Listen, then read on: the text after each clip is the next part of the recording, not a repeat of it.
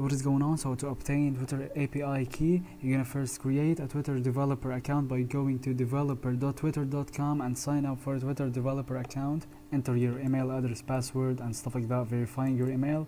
And then after that, you're gonna register your app, log into your Twitter developer account, and click on create an app.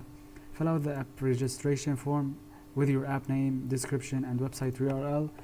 Choose the read and write permissions for your app. This will allow you to access and modify Twitter data. Submit your app for review. Review the Twitter developer agreement and terms of service. Submit your app for review by clicking submit for review.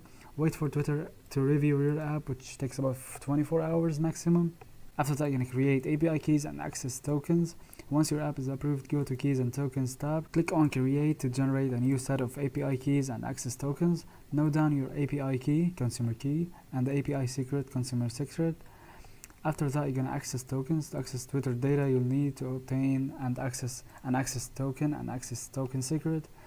You can do this by clicking Create next to the access tokens and following the authentication flow. Note down your access tokens and access token secret.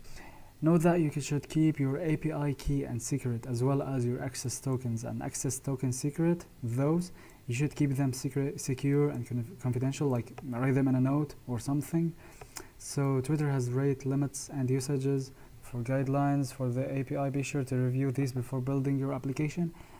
For more information on Twitter API and access tokens, refer to the official Twitter developer documentation. And that is everything.